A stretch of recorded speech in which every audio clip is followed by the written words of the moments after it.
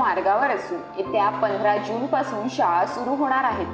शाळेच्या पहिल्याच दिवशी पालघर जिल्ह्यातील विद्यार्थ्यांच्या हातात समग्र शिक्षा अभियानाअंतर्गत मोफत पाठ्यपुस्तके पडणार आहेत. पालघर जिल्ह्यातील शासकीय स्थानिक स्वराज्य संस्था आणि शासन अनुदानित शाळेतील इयत्ता 1ली ते 8वीच्या 2,75,291 विद्यार्थ्यांना पुस्तकांचा संच देण्यात येणार आहे. शासनाच्या समग्र शिक्षा अभियानाअंतर्गत दरवर्षी 1ली ते 8वीच्या विद्यार्थ्यांना मोफत पुस्तके दिली जातात.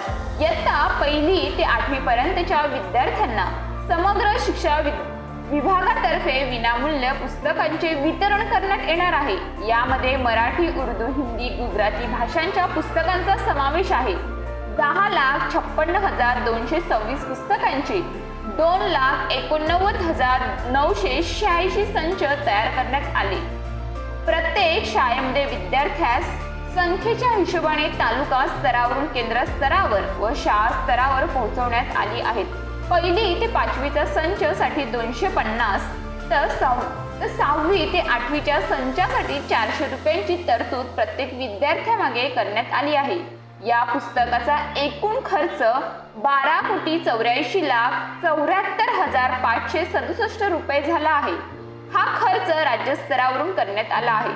तालुका ते शाळा स्तरापर्यंत हा सर्व खर्च वगळून विभागीय बालभारती भांडार पनवेल येथून तालुक्याचे ठिकाणी पुस्तके शिरीष कागरो सर्व्हिस प्राली मुंबई यांनी पोहोचवली आहेत. शाळेच्या पहिल्या दिवशी पुस्तक दिन साजरा करण्यात येणार असून त्या पुस्तकांचे वाटप त्याच दिवशी करण्यात येणार आहे. 8 गट साधन केंद्रात या पुस्तकांचे वाटप 100% झाले आहे. ही पुस्तके त्या गट शिक्षणाधिकारी कार्यालयामार्फत वाटप करण्यात आली आहेत. इयत्ता 1ली ते 8वीच्या पर्यंतच्या पुस्तकांचे एकत्रीकरण करण्यात येणार आहे. चिमुकल्यांचे दप्तरांचे ओझे कमी करण्याच्या उद्देशाने प्रत्येक इयत्तेसाठी 4 सेट तयार करण्यात आले आहेत. मराठी एकात्मतेची 4 पुस्तके असून अनुक्रमे 1 ते 4 भाग ही पुस्तके आहेत.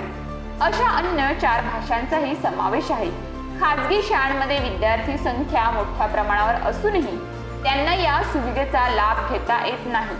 पालघर जिल्ह्यातील कुठलाही विद्यार्थी शिक्षणापासून वंचित राहू नये याकरिता जिल्हा परिषद प्रयत्नशील असून सर्व शिक्षा अभियानाअंतर्गत मोफत पाठ्यपुस्तके योजना शासनाने सुरू केली असून त्या अंतर्गत ही पुस्तके विद्यार्थ्यांना दिली जाणार आहेत.